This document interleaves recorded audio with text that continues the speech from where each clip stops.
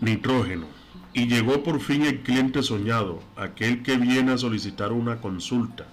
La consulta es el trabajo ideal, el que proporciona prestigio y dinero, sin que tenga uno que ensuciarse las manos, romperse la espalda ni exponerse a morir abrazado o intoxicado. Lo único que tienes que hacer es quitarte el blusón, ponerte la corbata, escuchar el problema en atento silencio y te sientes como el oráculo de Delfos. Luego hay que pasar bien los pros y los contras de las respuestas y formularla en un lenguaje cenagoso y difuminado, para que también el cliente te tenga por un oráculo, digno de confianza y de tarifas establecidas por el arancel de los químicos. El cliente soñado andaría por los 40, era pequeño, compacto y gordo, llevaba un bigotico a lo Clark Gable, le brotaban pelos negros por todas partes, dentro de las orejas, dentro de la nariz, en el dorso de las manos y en las falanges, llevando casi hasta en las uñas. Iba perfumado y engominado y tenía buen aspecto vulgar, parecía un alcahuete, o mejor todavía un mal actor haciendo de alcahuete, y si no un chulo de barrio. Me explicó que era el dueño de una fábrica de cosméticos y tenía problemas con un cierto tipo de tintura de labios. Bueno, pues que me trajera una muestra. Me dijo que no, que era un problema especial de los que preferiblemente examinar sobre el terreno. Era mejor que uno de nosotros dos le visitase y enseguida podríamos hacernos cargo del inconveniente. Mañana a las 10, mañana. Habría sido estupendo llegar en coche, pero ya, si fueras un químico con coche en vez de un desgraciado veterano de guerra, escritor a ratos perdidos y encima recién casado, no estarías aquí sudando ácido pirúvico y corriendo detrás de ambiguos fabricantes de lápices de labios. Me puse el mejor de los trajes, que tenía dos, y pensé que me convenía dejar la bicicleta en algún patio de por allí y hacer como que había llegado en taxi. Pero cuando entré a la fábrica me di cuenta de que los escrúpulos de prestigio estaban de más. La fábrica era un barracón sucio y desordenado, surcado de corrientes de aire, por el que deambulaban una docena de muchachos protervas, indolentes, sucias y vistosamente maquilladas. El dueño me dio explicaciones mostrándose arrogante y dándose aires de importancia. Llamaba Roux al rojo de labios, Anelina a la anilina y Adelaide al aldehído benzoico. La elaboración era simple. Una chica estaba encargada de fundir en una cacerola esmaltada determinadas ceras y sustancias grasas, le añadía un poco de perfume y otro poco de colorante y luego colaba la mezcla en un molde minúsculo. Otra chica ponía cilindros de barras de labios color escarlata. Algunas otras se encargaban del aderezo y el embalaje. El dueño agarró groseramente a una de las chicas, le puso la mano detrás de la nuca para acercar su boca a mis ojos y me dijo que mirase bien el contorno de aquellos labios. Aquí está, ¿lo ve? La boca a mis ojos, y me invitó a que mirase bien el contorno de los labios. Aquí está, ¿lo ve? Después de algunas horas de habérselo aplicado, sobre todo si hace calor, el roux se corre, se mete por esas minúsculas arrugas que hasta las mujeres jóvenes tienen alrededor de los labios y se va tornando así una antiestética tela de araña de hilos rojizos que borra el contorno y estropea todo el efecto. Lo observé, no sin turbación. Los hilos rojizos se veían allí efectivamente, pero solo en la mitad derecha de la boca de la chica, que soportaba impasiblemente la inspección mientras masticaba el chicle. Era lógico, según me explicó el dueño. La mitad izquierda de aquella y todas las otras chicas habían sido maquilladas con un excelente producto de marca francesa, precisamente el que estaba tratando en vano de copiar. Una barra de carmín se puede valorar solamente de esa manera, por medio de una confrontación práctica. Todas las mañanas las chicas, aquellas, se tenían que pintar los labios, la parte derecha con el carmín de la casa y la parte izquierda con el otro. Y él las besaba todas, 8 al día, para ver si el producto era lo más resistente al beso.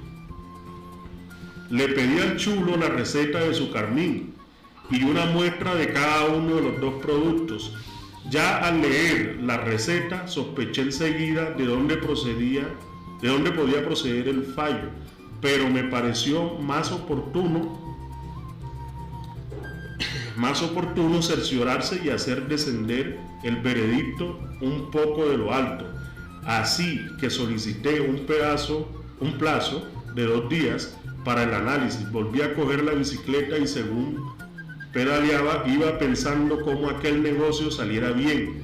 A lo mejor podía cambiarla por un Velo Solex y dejar de darle pedales. Cuando volví al laboratorio cogí un pedazo de papel filtro, marqué los 2 puntitos rojos con cada una de las muestras y lo metí en una estufa a 80 grados. Al cuarto de hora se veía que el puntito de carmín de la izquierda seguía siendo un puntito, aunque rodeado de un halo grasiento. En cambio, el de la derecha aparecía desteñido y dilatado, se había convertido en una aureola rojiza de tamaño de una moneda. En la receta de mi cliente se incluía un colorante soluble. Estaba claro que cuando el calor de la piel de las señoras o de mi estufa provocaba la fusión del elemento graso, el colorante lo seguía y se difundía con él. El otro carmín debía contener, en cambio, un pigmento rojo bien repartido pero soluble, y por lo mismo no emigrante. Me cercioré fácilmente diluyéndolo en benceno y sometiéndolo a centrifugación. Allí lo tenía, depositado en el fondo de la probeta. Gracias a la experiencia que había acumulado en la fábrica a las orillas del lago, conseguí incluso identificarlo. Era un pigmento caro y no fácil de destruir. Aparte de eso, mi chulo no parecía estar dotado de un equipo idóneo para destruir pigmentos. En fin, allá él, no era problema mío que se las arreglase como pudiera con su harén de chicas, conejillos de indias y con sus repugnantes besos por contador. Yo había cumplido con mi deber profesional, hice un informe al que adjunté la factura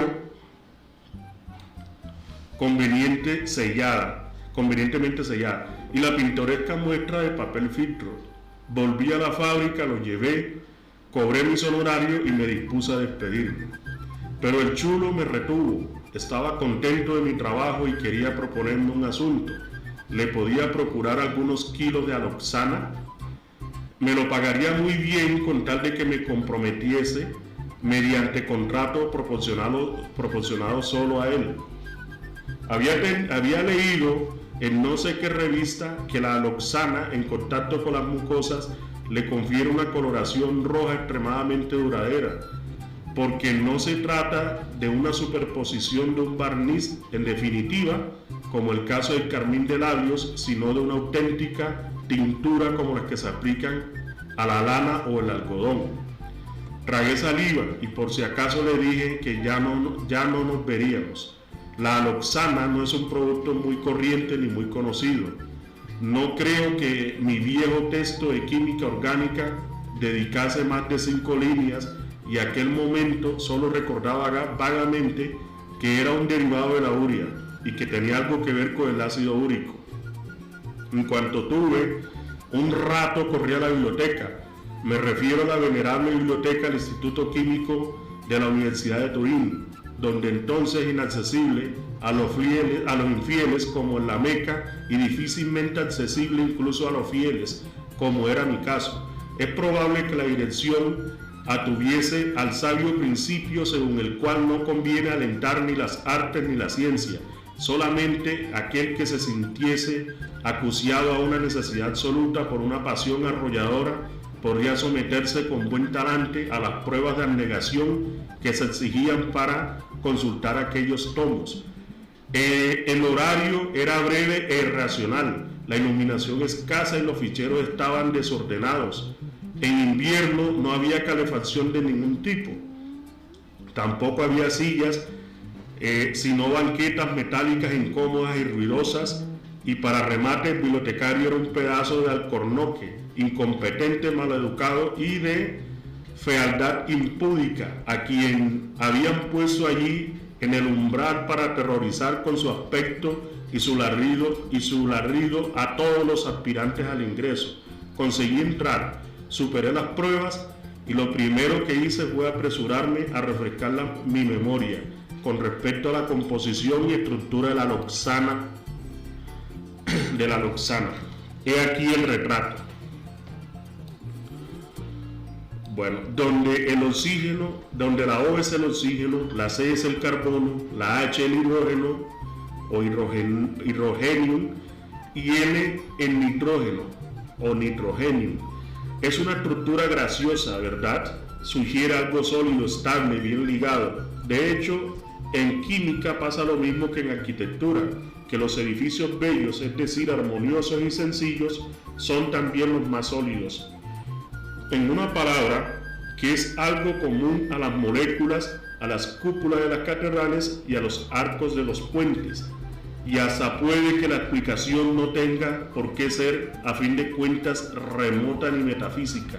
Decir bello es como decir deseable, y desde que el hombre empezó a ser constructor, ha querido construir con el mínimo gasto y con miras a la máxima duración. Y el gozo estético que experimenta al contemplar sus obras es algo que viene luego. Claro que no siempre ha sido así. Ha habido siglos a lo largo de los cuales la belleza se identificaba en el adorno, con lo añadido, con el perifolio. Pero es posible que se tratara de épocas extraviadas. Y la verdadera belleza, esa en la cual cada siglo se reconoce, sea la de las piedras enhiestas, los cascos de un buque, la hoja del hacha y el ala del avión.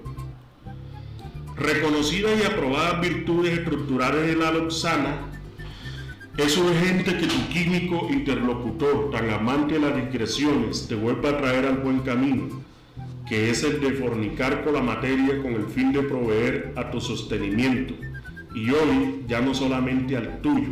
Abrí respetuosamente los armarios de Centalbrat y me puse a consultarlo año por año.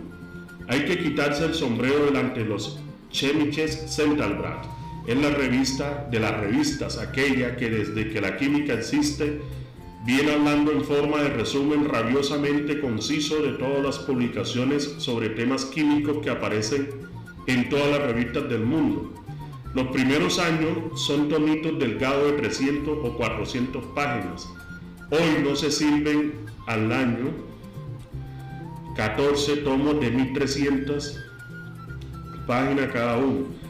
La publicación está provista de un magnífico índice por autores, otro por temas y otro por fórmulas, y se puede encontrar en ella fósiles venerables como por ejemplo las legendarias memorias donde nuestro padre Wöhler cuenta la primera síntesis orgánica, o Sainte-Claire Deville describe el primer proceso de aislamiento del aluminio metálico. Del Centalbrat fui expedido al Bernstein, enciclopedia igualmente monumental y puesta constantemente al día, en la cual, como en un censo, vienen descritos progresivamente todos los nuevos compuestos junto con sus métodos de preparación. La loxana era conocida desde hacía casi 70 años, pero como curiosidad de laboratorio. Los métodos de preparación que se describía tenían un mero valor académico y procedían de materias primas costosas que era inútil soñar con encontrar en el mercado aquellos de inmediata posguerra. La única preparación accesible era la más antigua, no parecía un método tan difícil de seguir y consistía en una demolición oxidativa del ácido úrico. Tal como suena, el ácido úrico, el de los gotosos, los intemperantes y la mala piedra, es una materia prima decididamente insólida, pero tal vez no tan prohibitiva como los demás. Efectivamente, una rebusca posterior en los limpísimos armarios de olor naftalina, a cera y a seculares fatigas químicas me enseñó que el ácido úrico, escasísimo en los excrementos del hombre y los mamíferos, constituye 50% de los excrementos de los pájaros y el 90% en los reptiles. Perfecto, telefoné al chulo para decirle que la cosa se podía hacer, con tal de que me diese algunos días de tiempo. Antes del fin de mes le llevaría la primera muestra a Lobsana y le daría la idea aproximada del precio y de la cantidad que podría producirse al mes. El hecho de que al fin de cuentas la Lobsana, destinada a embellecer los labios de las señoras, saliera de los excrementos de las gallinas y de las serpientes pitón, era una idea que no me alteraba lo más mínimo. El oficio del químico, reforzado en mi caso por la experiencia de Auschwitz, nos enseñaba a superar e incluso a ignorar ciertas repugnancias que no tienen nada de necesario ni de congénito. La materia es materia, ni noble ni vil, con infinitas posibilidades de transformación, y no importa en absoluto su más reciente origen. El nitrógeno es el nitrógeno. Pasa divinamente del aire a las plantas, de esta a los animales y los animales a nosotros. Cuando en su función en nuestro cuerpo se agota, lo eliminamos, pero sigue siendo nitrógeno, aséptico e inocente. Nosotros los mamíferos, que no tenemos en general problemas para abastecernos de agua, hemos aprendido a engastarlo en la molécula de urea, que es soluble en agua, y como urea nos liberamos de él. Otros animales, para quienes el agua es preciosa, o lo era en tiempos lejanos de sus progenitores, han puesto en práctica la ingeniosa invención de empaquetar su nitrógeno en forma de ácido úrico, que es insoluble en agua, y de eliminar en este estado sólido sin necesidad de recurrir a agua como vehículo. De una forma parecida se planea hoy la eliminación de los detritos urbanos, comprimiéndolos en bloques que se puedan llevar a los vertederos o enterrar sin demasiado gasto. Diré más, lejos de escandalizarme la idea de sacar un cosmético de un excremento, o sea, un aurum de estercore, me divertía y me calentaba el corazón como un retorno a los orígenes. El tiempo en que los alquimistas sacaban el fósforo de la orina era aventura inédita y alegre, pero además noble, porque ennoblecía y restauraba y operaba un restablecimiento. Así trabajaba la naturaleza, extrae la gracia de los helechos del pútrido subsuelo del bosque y el pasto del estiércol, el latín, laetamen, y no quiere decir laetamen precisamente regocijo. Así me lo había enseñado en el bachillerato. Así había sido para Virgilio y así volvía a ser ahora para mí. Volví a la casa por la noche, le conté a mi recientísima esposa el caso de la Lobsana y del ácido úrico, y le anuncié que el día siguiente saldría para un viaje de negocios, o sea que cogería la bicicleta y daría una vuelta por las alquerías de los alrededores. Por aquel tiempo aún no las había. En busca del estiércol de gallina, no lo dudo, el campo le gusta y la mujer debe seguir a su marido, vendría conmigo. Era una especie de propina a nuestro viaje de novios, que por razones económicas había sido frugal y apresurado. Pero me previne a mí mismo para no hacer demasiadas ilusiones. Encontrar estiércol de gallina en estado puro tampoco debía resultar tan fácil. Efectivamente resultó difícil. En primer lugar, la pollina, como así nosotros llamamos la gente de ciudad, no lo sabíamos ni sabíamos que a causa del nitrógeno es apreciadísima como el abono de los huertos. No se regala, sino que se vende y incluso es cara. En segundo lugar, el que la compra tiene que ir a recogerla por sí mismo, entrando en un cuarto a cuatro patas, en los gallineros rebuscando por la era. Y en tercer lugar, lo que realmente se recoge puede ser usado directamente como fertilizante, pero se presta a mal e ulteriores elaboraciones. Es un amasijo de estiércol, tierra, piedras, pitanza y perpojín. Son piojos que anidan la gallina debajo de las alas, en italiano no sé cómo se llama. De todas maneras, a base de pagar, no poco, de acabar muy cansados y de ensuciarnos bastante, mi impasible esposa y yo volvíamos a la casa de noche por el corso de Francia, con 1 kilo de pollina bien sudada en los portaequipajes de la bicicleta. En la mañana siguiente examiné el material. La ganga era mucha, pero a pesar de todo tal vez se podía sacar algo en limpio. Pero al mismo tiempo se me pasó otra idea por la cabeza, precisamente en aquellos días en la galería del metro que existe en Turín desde hace 40 años, mientras el metro en cambio existe aún, se había inaugurado una exposición de serpientes. ¿Por qué no acercarse a ver? Las serpientes son una raza limpia, no tienen plumas ni piojos, ni escarpan entre el polvo. Y luego que una serpiente pitón es mucho más gorda que una gallina. Seguramente sus excrementos, con un 90% de ácido úrico, se podían obtener en abundancia, en trozos no demasiado pequeños y en condiciones razonables de pureza. Esa vez fui solo. Mi mujer, hija de Eva, las serpientes no le gustaban mucho. El director y los empleados de la exposición me recibieron con un estupor despectivo. ¿Qué credenciales eran las mías? ¿De dónde venía? ¿Quién me creía que era yo para presentarme así y sin más y pedir excremento de serpiente pitón? Ni hablar. Vamos a lo que se dice ni un gramo. Las serpientes pitón son sobrias, comen 2 veces al año y viceversa, sobre todo cuando hacen poco ejercicio. Su escasísimo estiércol se vende a peso de oro, y además ellos, con todos los expositores y dueños de serpientes, tienen hechos contratos permanentes y exclusivos con las grandes industrias farmacéuticas.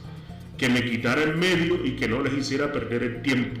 Dediqué un día a seleccionar toscamente la pollina y otros 2 a tratar de oxidar el ácido que contiene, convirtiéndolo en aloxana. La virtud y la paciencia de los químicos antiguos debía ser sobrehumanas, o tal vez simplemente desmesurada mi inexperiencia en cuanto a preparaciones orgánicas. No tuve más que vapores inmundos, tedio, humillación y un líquido negro y turbio que obstruía irremisiblemente los filtros y no mostraba tendencia alguna a cristalizar, como tendría que haber hecho según el texto. El estiércol se quedó estiércol y la loxana, de nombre tan sonoro, en un nombre sonoro, no era aquel el camino para salir del pantano. Y entonces, ¿por qué camino iba a salir yo, autor descorazonado de un libro que a mí me gustaba pero que no leía a nadie? Mejor volver a los esquemas descoloridos pero seguros de la química inorgánica.